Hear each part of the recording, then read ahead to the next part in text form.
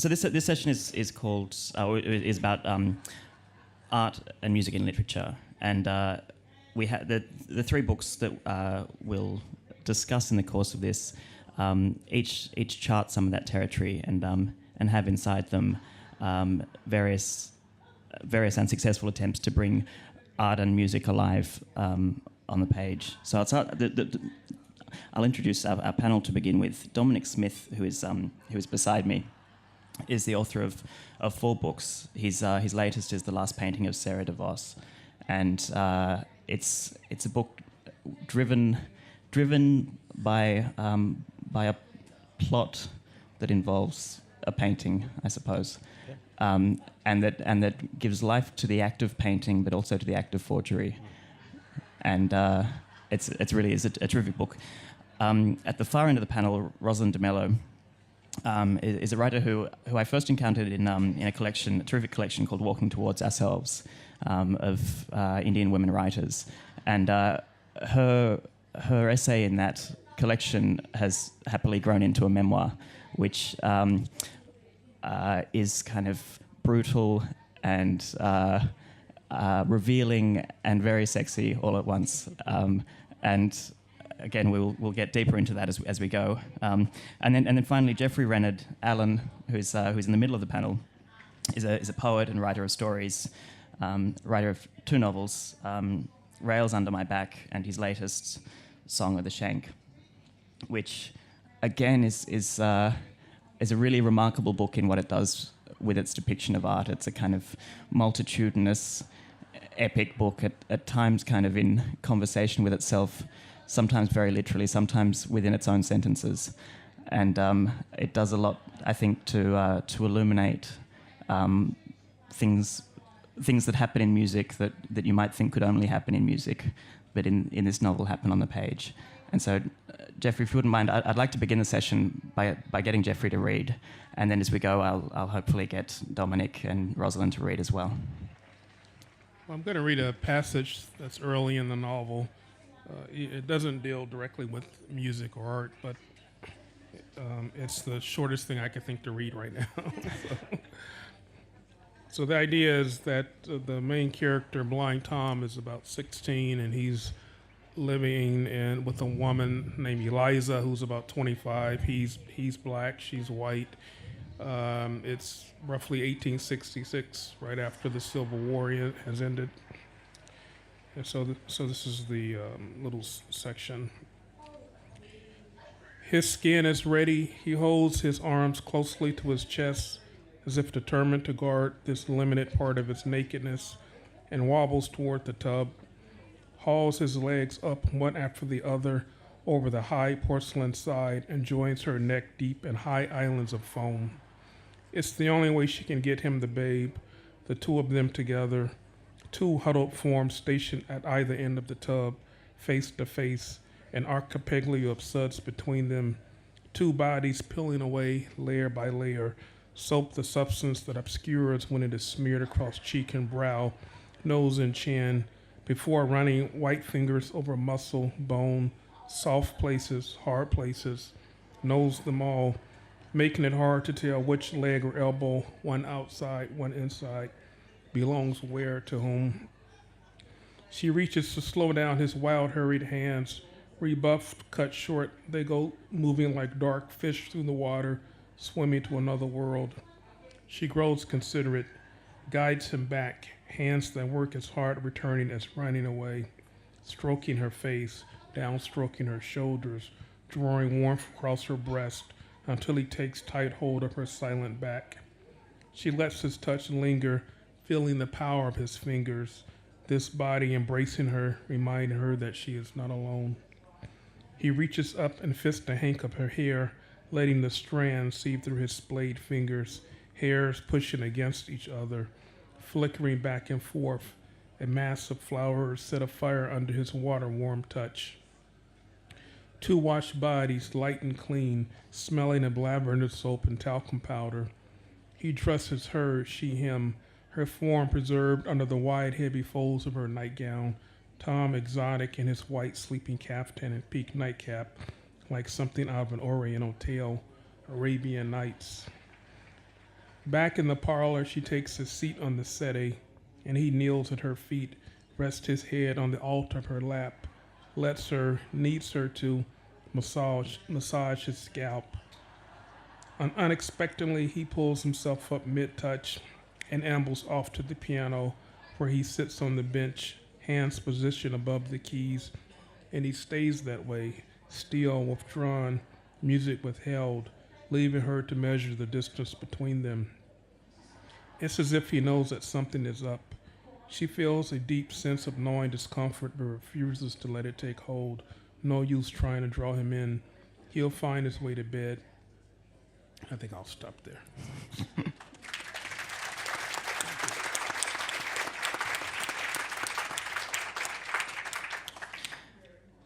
Jeffrey, Blind Tom, the man in that passage, was a real man.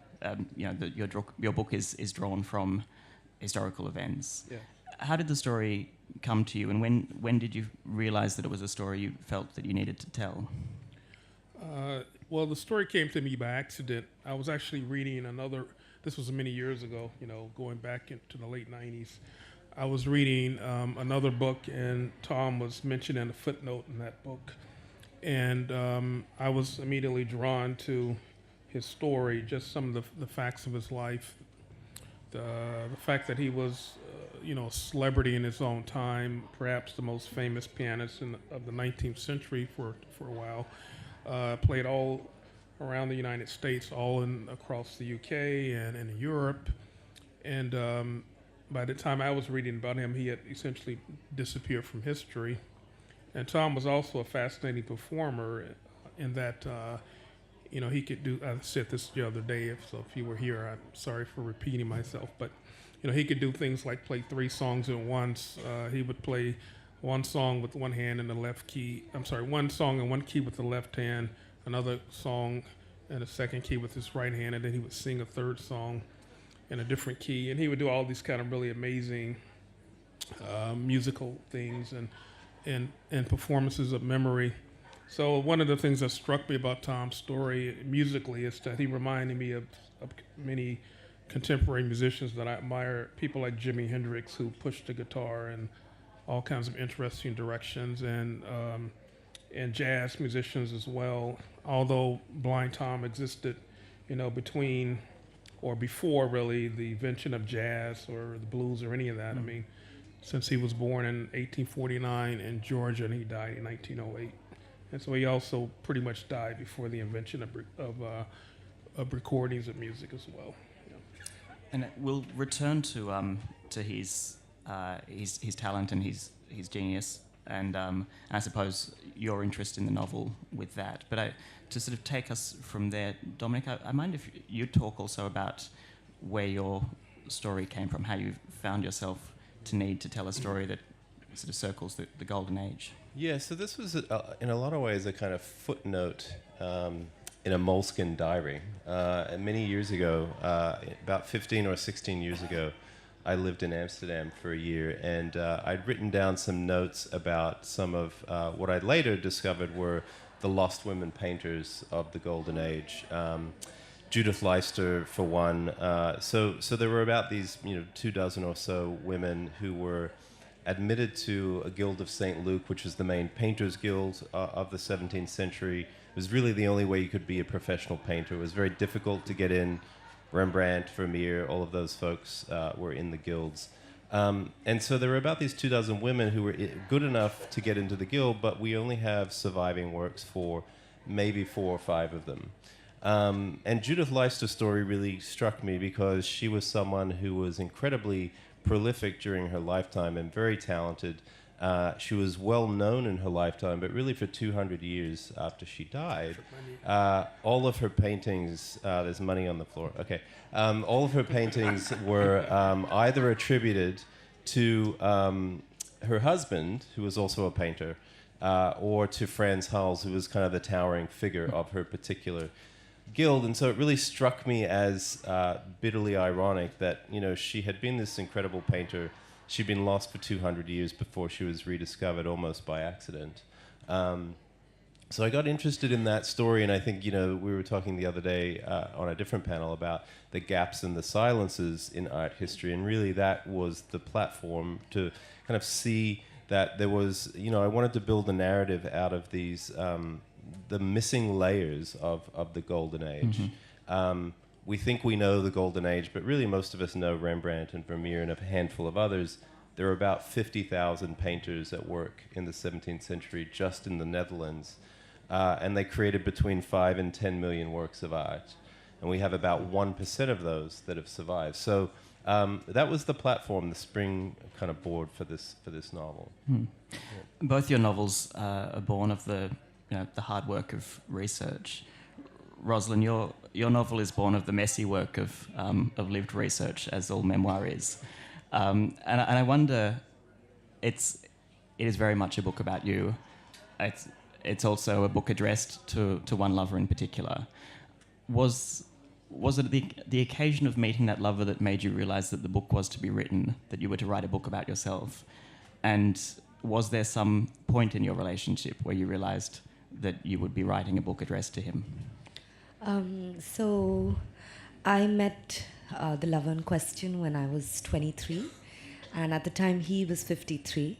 I didn't know that the day I met him. I think things would have turned out otherwise. But I think it was, and that's a line that I repeat in the book, you were supposed to be a one-night stand, like a 10-line poem in my grand anthology of lovers. And I also have this line that says, I wish I had never met you. You've been nothing but an inconvenience. And that was essentially it. It was about meeting this person who just... everything about him, everything about the experience was so overwhelming. It was something that I had no control over. I had no intentions of falling in love. I tried really hard to kind of step back because I wasn't interested in being in a relationship. And there was all of this, 30-year difference in our ages. He had lived through several lifetimes, and I was just beginning my life. So it was extremely, it felt like, sort of like a headlong fall into something, an abyss. And writing became a way to contain it in a certain sense, to both record it, document it, archive it, but at the same time kind of tame, the intensity of it. Yeah. And that man at the centre of the book is also a photographer. Yeah. And a well-regarded one. Yeah. You choose not to name him in the book. Yeah. Was his talent an important part of that? I mean, I think talent is one of the things we're probably talking about on this panel. Was that something that animated the I think to a relationship? very large extent because when I met him, it was because I had seen some of his work shot in the 70s of New Delhi. Should have been a giveaway on his age, I would say. Pardon? Shot in the 70s should have given you some clues on his that's age. True. I know, but The daguerreotypes are always a worry if you end up with someone. It's when you meet him, he's sort of, he carries his age with him, but at the same time, he just feels so young and, so it's a bit hard to tell.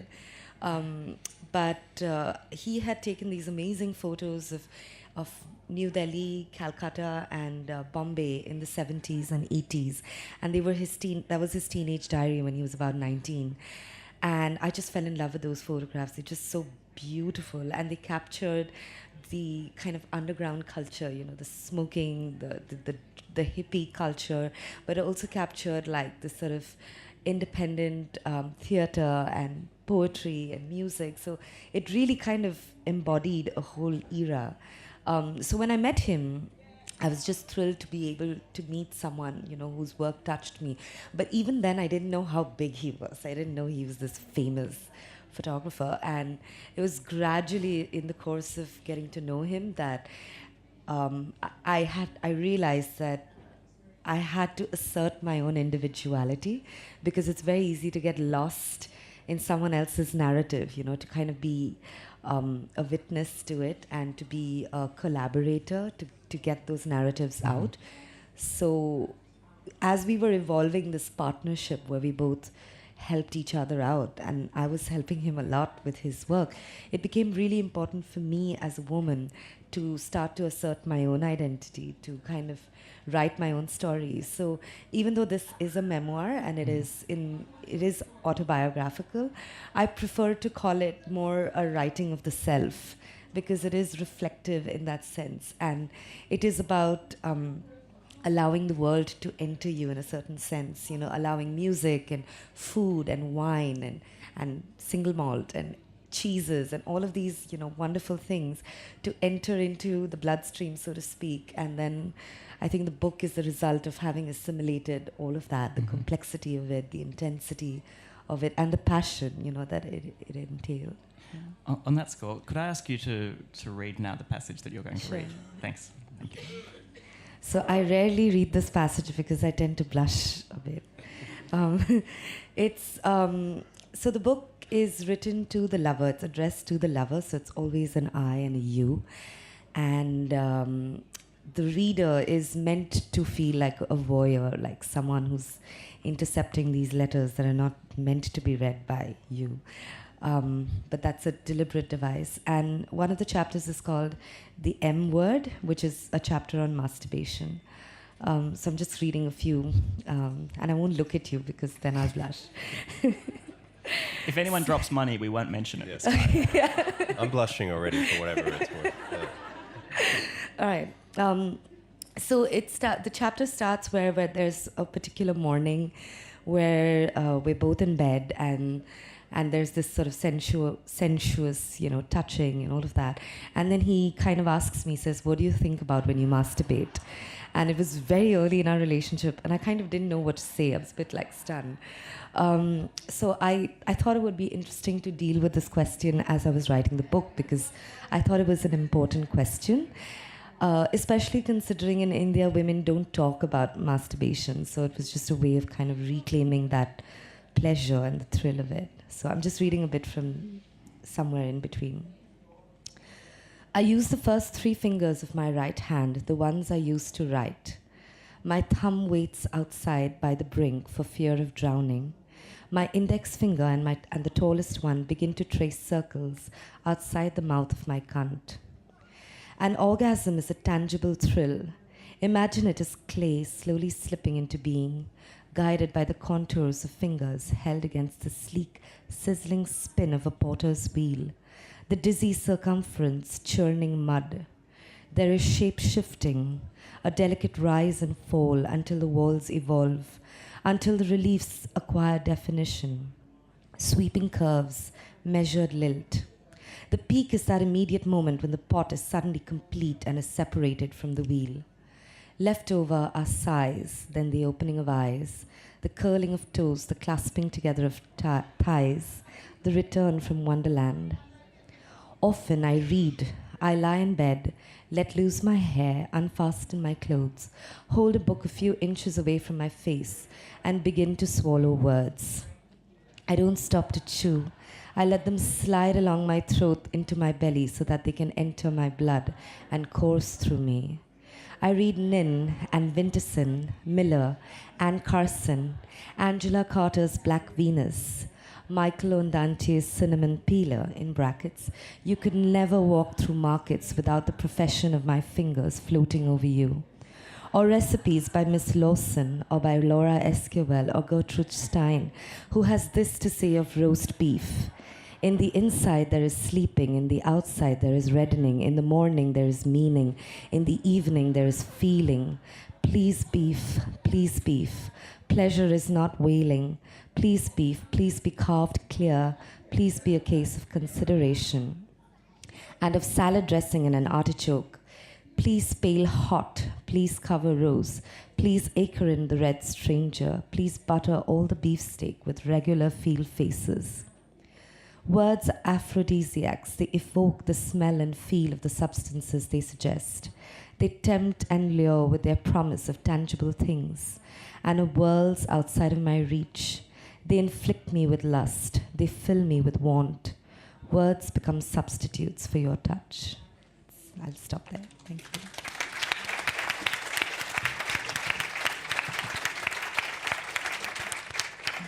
you. We are talking about art and music, and there's there's that famous Frank Zappa line in kind of exasperation at criticism that he had received, and he said something like, writing about music is like dancing about architecture.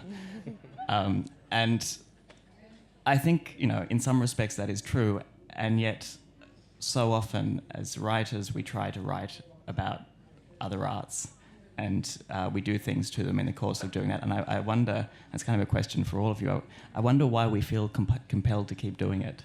We're always looking to describe the ineffable in other forms that can live on their own. And maybe you can start with this, Dominic. Yeah. Why do we do it? Well, as you were saying that, I was thinking about how writers don't want to write about other writers. Because if you think about it, writing is extremely non-dramatic, right? So I think writers are always appropriating other artists in their work because their art is much more interesting to render and to make it dramatic. So there's lots of novels that I really appreciate that have fictional characters who are artists of some kind, sometimes visual artists, sometimes musicians, and I think that it's a way of trying to unpack the similarities and what connects these different art forms, the kind of struggle to try to find a form for experience, and I think that's the thing that kind of binds them all. But as a writer, I'm much more drawn to, I could imagine writing about a poet. I couldn't imagine writing about a fiction writer or a novelist. I can imagine writing about a musician, and I can imagine, as I have, writing about a visual, a painter. There just seems like there's more to work with. And so I don't know if it's a blind spot or whether you're just kind of dead to some of the nuances of your own form, but I don't know. There are novels that treat, writing in a particular way, but it seems like there's more landscape for the taking in music. So I don't know that I agree with Frank Zappa. He's not a source of infallible logics, but I think it goes somewhat beyond that, though, doesn't it? There's a willingness to write simply about not the act of doing something, but that thing. There's a willingness to write about a piece of music. I think of Howard Hodgkins as a painter, and his abstract paintings have produced some of the better writing in Britain. In that, Julian Barnes or Susan Sontag or any of the number of people who feel compelled to write not about him but about his paintings find a kind of a wellspring of description that might not have been there if the painting weren't in the first instance. Mm-hmm.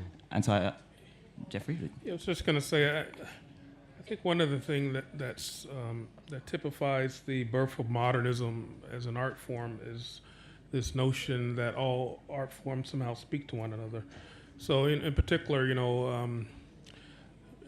Marcel Proust seemed to believe that writing itself was an insufficient way of addressing the wholeness of reality. So he's certainly one of the first fiction writers who begins to talk about the importance of painting, the importance of theater, and music as well, of course, or even for that matter, ballet. I mean, because Swan's Way is based in some ways on like Swan Lake. So I think that's just one of the kinds of things that interest me too. And so just to be very practical about it, right now I'm working on a short story which is about a friendship between Jimi Hendrix and the painter Francis Bacon, and they, as far as I know, they actually never met one another. But Francis Bacon did paint Mick Jagger. I mean, they were, in London at the same time, and then Jimi Hendrix was there in London, and he was good friends with Mick Jagger and Rolling Stones and all that. So it was just kind of interesting to think, like, what they have talked about, and are there similarities between their art? And I think there are certain similarities, and so that's kind of like some of the ways I think about it too, and I'm always sort of interested in pushing beyond the facts of anything of this sort. So even in the case of Blind Tom, I didn't want to write a novel that was simply trying to be a kind of fictional biography of his life, but that could try to push the form and address other kinds of issues of interest. And I mean, there is a lot of primary material that has informed your latest novel. But when you go to write about Bacon and Hendrix, for instance, what sort of work do you have to do before you can get to the point of imagining? Well, I've been following Jimi Hendrix for many years, since I was maybe 16 or something. And I knew less about Bacon personally, so I've been reading all of this stuff about him, and it's interesting and surprising and often. So that's part of the work you do, but a lot of it is really happens in the engagement of your imagination in trying to create a story, and some of that is just really particular things. So, for example, Bacon and Hendrix both like to hang out in Tangier, and I've never been there, and that gives me a reason to go and check it out, So, of course, there was London, and then there was New York, and so these specific places at these moments were all very important for the creation of art, and they also had very different attitudes about those things. So, like Francis Bacon he hated London, really, where he lived, but he could only paint there, which was kind of an interesting irony, so, yeah. In each of your books, there is a desire also, I think, to capture the act of creation, to sort of explain where these things come from. And Rosalind, I wonder, you describe in quite some detail the act of making photographs in your book. And that seems, on one level, it forms a neat metaphor, I suppose, for being captured and so on, and you becoming entwined in the story. But did it feel wholly necessary to understand your partner by virtue of first understanding his work? I think so. I have a chapter towards the end of the book which is called Artful, and it's actually from Ali Smith's book Artful, which kind of talks about Ali Smith's book is where there's a woman whose husband has died, and she's just talking to his ghost. He's just there in the room, and she's completing these lectures that he had left behind about form and poetry and many such things, very like literary criticism. And I like the idea of having that chapter there in a particular moment, just to kind of pause and look at like why am I writing this book, and what is it about both of our sort of professions or our callings that kind of also solidify our relationship. So for him, photography is like a religion. Like for him, taking photographs is like breathing, and that's something that he said very many times in various interviews. And for me, like writing is the way that I make sense of the world. Like in India, there's something called Vipassana, which is like a retreat that you do for like 10 days, where it's like a sort of cleansing, and there's yoga and all of that. And I've always wanted to do it, except you're not allowed to write for those 10 days. You can't carry a notebook with you. You can't. And just the thought of it drives me crazy, the fact that I would not be able to write down a thought. And I'm always doing that. And that is how this book got written, like just documenting like something that he said that was just like, oh, that's a beautiful thing. Like, let me write it down before I forget. And I think a lot of what we both do in terms of documenting is also working against the vicissitudes of memory. The fact that everything will vanish, everything is already vanishing as we speak. But how do we hold on to things? How do we kind of keep it there for that moment that you can kind of return to it? So in a sense, writing this book was a way of holding on to something, of freezing something in time. But even as I was writing it, it was getting erased. Mm-hmm. So I find now that the things I wrote about that were so important to me and so significant and momentous when they were happening, I've already forgotten that they had happened. So even now when I read certain parts of my book, and this book was written over 7 years, I'm astonished. I'm like, oh shit, did that really happen? So so I think it's very difficult in that sense not to speak about the act of creation, because it is something that's constantly, consuming you. And like what you asked them about, sort of referencing art and music and all of that. I think it's also about wanting to exist in continuity with the world, mm-hmm. with the world of ideas and the world of thought. Because as writers, especially in a postmodern world, we do not write in isolation, and there is no original story. There is no story yet that hasn't been told, but all we can do is find new ways of telling it. And I think we look to different disciplines for like that newness and that freshness of spirit and fervor. It's interesting you talk about other disciplines there. I think writing stands almost alone in the arts for how solitary and laborious it can be. And I wrote a biography of a painter, and it was 4 very frustrating years of interviews, and he was a very frustrating person. And the most frustrating moment in the whole process was the sort of 15 minutes in which he painted my portrait and got me completely right, and that was his job done. And it just tells you the kind of the pain that we have chosen to visit on ourselves. But I wonder if, as writers, and particularly writers writing about other forms, is there jealousy and frustration in doing that as well, in the person who can simply stand at the piano and make music, or go to the studio and make a painting? For me, definitely. I mean, I have serious painter's envy after this book, because, I mean, the thing about the finished product is you can stand in front of it and it's encapsulated. I mean, you have the experience of observing it and interpreting it, but it's all there in front of you. And so with a novel, it's a completely different experience, and it's much more ephemeral, and it's linked much more to the time spent reading and that weird thing that happens in your head when you're reading, and you're kind of in this visual realm, but you're also in this very kind of mental, linguistic realm as well.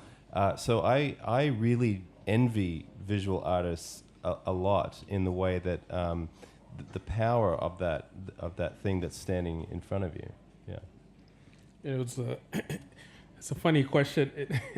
It made me remember when I was very young, and I must have been in maybe 2nd grade, and I had a teacher. This is in Chicago, and I had a teacher who got me who recognized something in the way that I drew pictures at school. 2nd grader, and she thought I had artistic talent, so she got me this scholarship to attend the School of the Art Institute on Saturdays.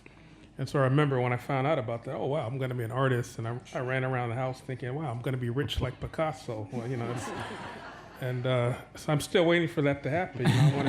I want to be rich like Picasso, which is to say that I'm sure it's not easy to be a good painter, or it's not easy to be a good musician, but they feel easy from looking at it from the outside. The question's about jealousy. You don't have to be right. Yeah, and I had a similar kind of relationship with music, and I played music for a while, but I'm a failed musician. No real passion there or talent for it, but I'm constantly fascinated by how people think in these other forms. Yeah. And Rosalind, the fact that someone... it's actually a very important question to me, because one of the things I've been recognizing of late, I still don't have a term for it, but I kind of call it the practiced body of the creative person. Like if you notice a chef, or if you notice a pianist or a painter, I think because of the sheer number of hours that are put into kind of perfecting your art and your craft, there is a way in which the body moves. There's a way in which a chef holds a knife. There's a way in which, your musician holds his hands over the piano. Like that, those hours of practice, they get marked onto the body in a certain way, and it manifests itself in terms of mannerisms. You see it also in people who are great mothers. There's a certain, you start to embody all of that time, and it shows up in your body and the way you create things. And I think with writing, it's really hard to see that manifested, Lower in back terms. Pain. Yeah, you can't see it in the body language, which is why it's so, writers are very unassuming. You see it in the photographer's body, you see it, like I said, in the chef, you see it in the architect. Like there is a certain way in which the body behaves. And I think with writers, because everything's in the mind, it's kind of harder in a certain sense. So, and I think that's probably why I envy all of these other professions, because apart from the way my hand moves on a paper, like I have nothing to show for the fact that I'm writing, It's absolutely true. I did my tax last week and realized I couldn't claim anything because I don't actually buy anything to do my job. It's yes, exactly. Yeah, same here.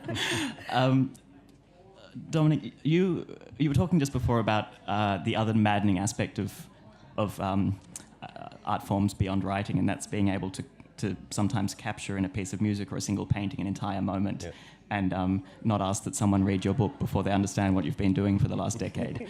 But I wonder, there is a moment on the page where you try to capture a whole painting. You do that work for us, and I wonder if you'd be interested in reading that now. Sure, yeah. I'll read the description of the painting, which is a fictional painting, but inspired by a couple of artists from the 17th century, including Judith Leister and Henrik Averkamp.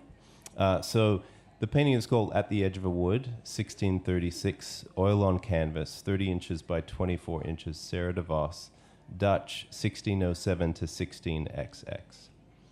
A winter scene at twilight. The girl stands in the foreground against a silver birch, a pale hand pressed to its bark, staring out at the skaters on the frozen river. There are half a dozen of them bundled against the cold, flecks of brown and yellow cloth floating above the ice. A brindled dog trots beside a boy as he arcs into a wide turn. One mitten in the air, he's beckoning to the girl, to us. Up along the riverbank, a village is drowsy with smoke and firelight, flush against the bell of the pewter sky. A single cataract of daylight at the horizon, a meadow dazzled beneath a rent in the clouds, then the revelation of her bare feet in the snow. A raven, quilled in violet and faintly iridescent, caws from a branch beside her. In one hand she holds a frayed black ribbon twined between slender fingers, and the hem of her dress, visible beneath a long gray shawl, is torn. The girl's face is mostly in profile. Her dark hair loose and tangled about her shoulders. Her eyes are fixed on some distant point. But is it dread or the strange halo of winter twilight that pins her in place? She seems unable or unwilling to reach the frozen riverbank. Her footprints lead back through the snow toward the wood beyond the frame. Somehow she's walked into this scene from outside the painting, trudged onto the canvas from our world, not hers.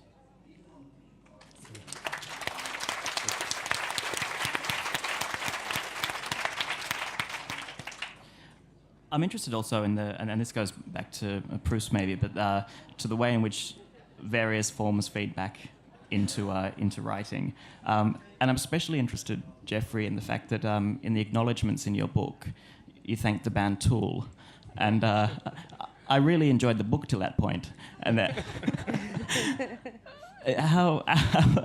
how much does music feed into your writing? And you know, you thank Jimi Hendrix, you thank others, but you also thank Tool. Yeah, I know. It's funny. I had a fascination with them for a while, and one of my good friends says, I can't believe you actually just like this frat boy band or something. Can you explain Tool to those who don't understand? Well, Tool was a hard rock band from L.A. that emerged in the early '90s, and so they haven't released an album in about 10 years. So I guess they're probably done as a band. But it's I think the music is very good, but it's also these really weird songs about physical pain and transformation. That was kind of what I was drawn to in the music. And it was also interesting that I saw them perform live. It was about 2 weeks after the terrorist attacks in New York in 2001. And I was sort of curious to see how they would respond to that. And maybe not surprisingly, they didn't respond at all. They just did their huge show. I mean, there were 50,000 people there to see them, so they were hugely successful. But yes, I'm not sure exactly how Tool and Blind Tom quite work together, but I certainly listened to them for a lot during this period. Do you listen to music as you write, or it's music beforehand? I don't listen to it as I write. I find it a distraction, actually, especially if the music has words. But music is a form of meditation to me, so when I'm not physically writing itself, I'm often listening, and I do get ideas, from all types of music, not just jazz and the blues or Tool for that matter. Yeah. And Rosalind, your book describes itself as a handbook, as a manual, and it goes so far as to give I think various synonyms at one point for manual. But in being that, it's a kind of glossary of everything that you're listening to and reading, and you make very explicit that in your book. But do you ever consciously seek out that before you write? Is that how do those things feed into your writing? Actually, I think a lot of it is just something that just sometimes comes out at you from seemingly nowhere, and then it just stays in your head, and then you just know you have to do something with it. So for instance, right now I'm fascinated with listening to different renditions of Sibelius's, the violin concert in D minor, just because I want to understand how different people play it differently, and because a certain riff from there is stuck in my head, and I just feel almost like that entire concerto was written for that moment, everything leads up to that, and it is a moment that just fills me with this kind of sense of ecstasy. And the other day on the flight, as I was getting here, I watched a film called Youth, which had Michael Caine in it, and he plays, an aging composer. And right at the end, and as the flight was landing, 12 minutes end credits, after a rather monumental performance, there's this one song that plays it's trio medieval, but it's composed by David Lang, and it's called Just, and in brackets, Song of Songs, and it's basically culled from the Bible, from the Song of Solomon, and it just has certain lines like just your mouth, just your breasts, and it just kind of goes in this very incantatory way, and it's impossible not to be, so I'm still kind of enchanted by it. It's playing in my head. At the same time, he's wearing a Peshwa shirt, a Fernando Peshwa shirt, and I'm currently reading the book of Disquiet, because my next book is, my next big, book is called Letters to the Dead and the Imagined, where I write letters to dead people and fictional characters. So I don't write a letter to Fernando Pessoa, but I'm addressing a series of letters to Bernardo Soares from the Book of Disquiet, or to whom the Book of Disquiet is credited. And every time I see the word soul on a page, S-O-U-L, I circle it. And it's interesting to me that, Bernardo Soares or Pessoa uses it sometimes 4 times on a single page. And I'm very reluctant to use the word soul in anything. I'm so suspicious of the word. But he just uses it. But at the same time, a friend of mine told me that you can't just read one translation of Pessoa. You have to read at least 5 or 6 translations. It's true that maybe the translator had no synonyms for soul. He didn't, it doesn't reflect the original at all. Them. So now I need to read this, the original Portuguese to see how it looks on there. So those are some of the things that kind of leap out at me, and then I get fixated, and then I keep thinking, and then eventually things solidify to where I start to explore more things. So I think it's about how something enters you. There are things that enter you all the time, but there are some things that enter you and they mark you, they remain with you for days and months, and you can't escape it. It becomes a part of you. Yeah. Dominic, is that the same for you, and is it mostly paintings? No, it's a little bit of everything.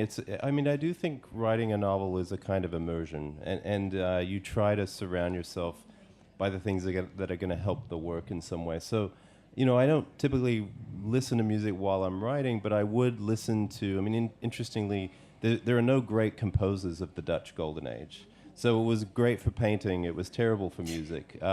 If you ever hear recordings of recreations of 17th century Dutch music, it's pretty bad. It's basically foot stomping music in taverns, that kind of thing. But I would listen to Baroque composers, but mostly I would surround myself with images of 17th century Dutch paintings, particularly this painter Averkamp, who I've always been fascinated with because he was deaf and mute. He painted all of these iconic winter scenes. He lived through what was often called the Little Ice Age. So it was this series of very, very cold winters in which all the rivers and all the canals froze over. And he would paint these really elaborate, beautiful, but also kind of chaotic images of peasants out kind of frolicking on the ice. And I would look at those almost every day while I was writing the book, because even though my painting is very different, there's a kind of atmosphere there that I just wanted to be in touch with. The frolicking peasant. The frolicking peasant, yeah. I mean, I left out Avercamp's kind of, he would have an outhouse with a panel missing, and you could usually see a peasant going about his business in the outhouse. But the rest of the painting is all very, very beautiful. I mean, this is the thing about Avercamp. So I would look at those and just try to, breathe in the atmosphere of those things. And I think that's what you try to do. And you try to filter out the things that are going to get in the way and distract you. Yeah. On that note, I'm keen to open the floor to questions, because I'm sure there are many things that we haven't covered. We haven't really got into your books in any detail at all, but we might now. There's probably a microphone roving around somewhere, or not. There's a man holding a microphone. There. Just 1 second, sorry. There are a couple down the front. Just here. Thanks. Thank you. My question is to you, Dominic. When I was reading your book, I felt very strongly that there was a metronome going through your writing, and to me it reflected the ice skating, that beautiful, comfortable, relaxed glide on the ice, until some scenes towards the end where the pace changed. Is that something you consciously decided to do? I really wish it was, because it's such a beautiful metaphor. I would love to be able to mimic the cadence of ice skating. I think in the actual scene at the very end, where there is a kind of prolonged movement between time spans and also on the ice, that was the one place where I was very conscious of cadence and pacing, and trying to match it to what I thought it would feel like out on the ice.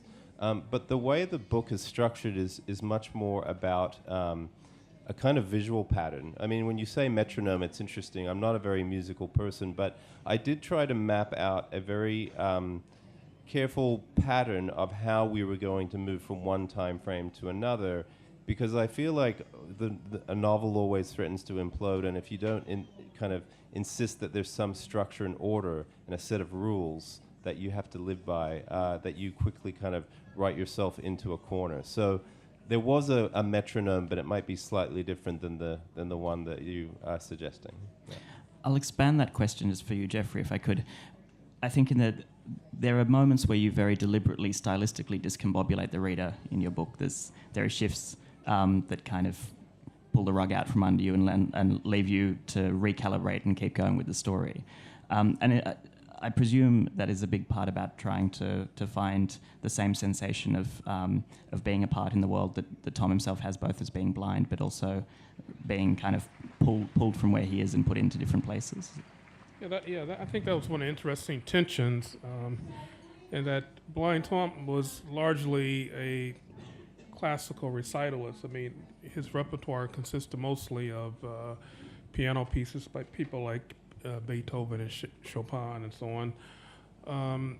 But at the same time, he was indeed blind. So one of the interesting things to do in the book will be to try to recreate the feeling of entering a world where you can't necessarily see anything, which means to say that I don't have a narrator who often provides information for the reader to get grounded, but I let the reader discover things as they come, which I think it might have been a lot like the way Blind Tom had to move through the world. So. There's another question just in the front here. Dominic, I just finished reading your book this morning, a few hours ago, and What's the verdict? Sorry. What was the verdict? Wonderful, and I just Excellent.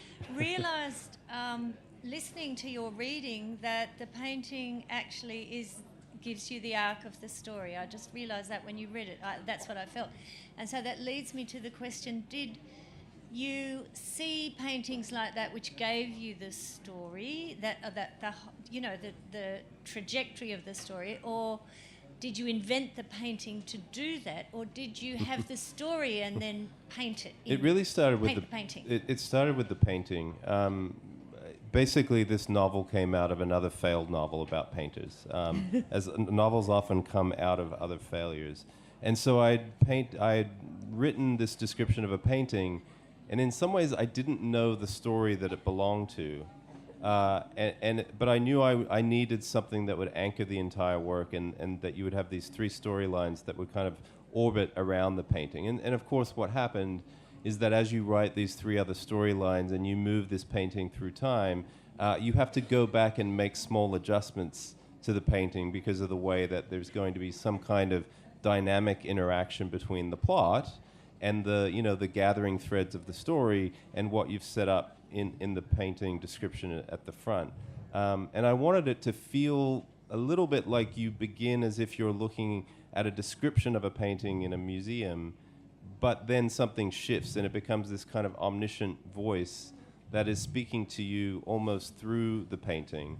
And I was kind of interested in that as setting up really the platform for the story of how art can be transcendent in a way, how it can have a life many centuries later that can touch somebody in a profound way.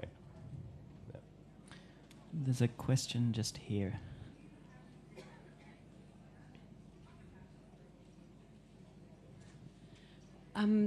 Thank you for your talk. My name's Simone. I am the creative director of the Spaghetti Circus, which is a youth circus in Mullumbimby. This is a question for Rosalind.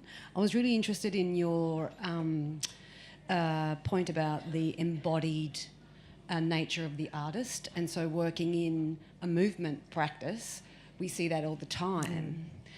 But I'm interested, for me, when you were talking about the embodiment of the writer, for me, the question is it not on the page, and the ease of reading something that seems so simple but is so beautifully crafted that you can't see the work.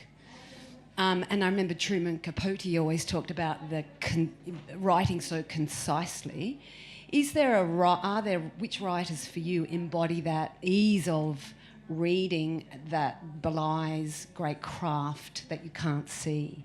I think right now for me, it's Clarice Lispector. She's this Brazilian writer, and she has this one book called Agua Viva that I just take with me wherever I go. Like, I've read it many times, and my copy is like sort of, I've written into it, I've circled it, I've dog-eared it. It's just my copy. Like, it has so much of my mojo in it. But the book is about nothing. The book is about like this moment of trying to be born, of being about to be born, of I was born, I will be born.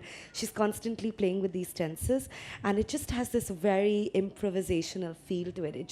It feels like a work of jazz. It just starts with this point, and then it just kind of goes all over, and then it comes back, and then it's constantly.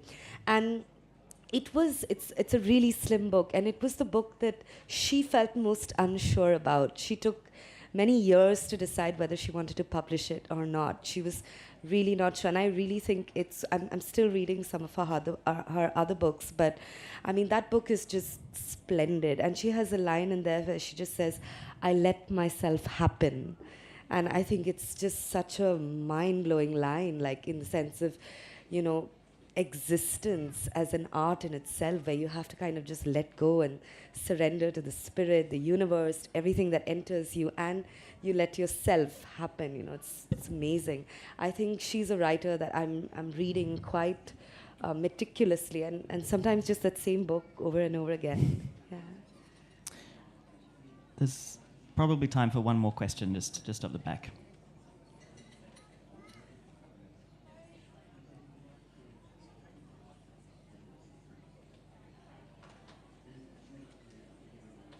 Thank you. This is to you, Geoffrey. Just in regards to your book, I haven't read it, but I'm about to go and buy it and read it. Thank you. How much, you said it was based at the end of the Civil War? Blind Tom himself lived between 1849 and 1908, but my book is primarily set between 1866 and 1869. Right, so how much of the effects of the Civil War did you thread into the story, if any? Well, there are moments where the book goes back in the past. So there are moments when the book goes back to slavery, let's say, and also to the Civil War. But my my primary interest in this book was the period of Reconstruction in American history, which doesn't get talked about as much and which doesn't get represented often in popular narratives or films or anything else. And in some ways, the Reconstruction represents a kind of failure of American democracy that we still have with us today, as in Donald Trump and other people, right? So. On that cheery note,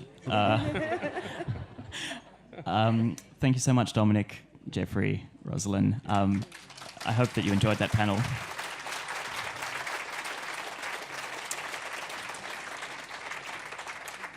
If you do want books signed, each of the writers will be in the signing tent doing that now.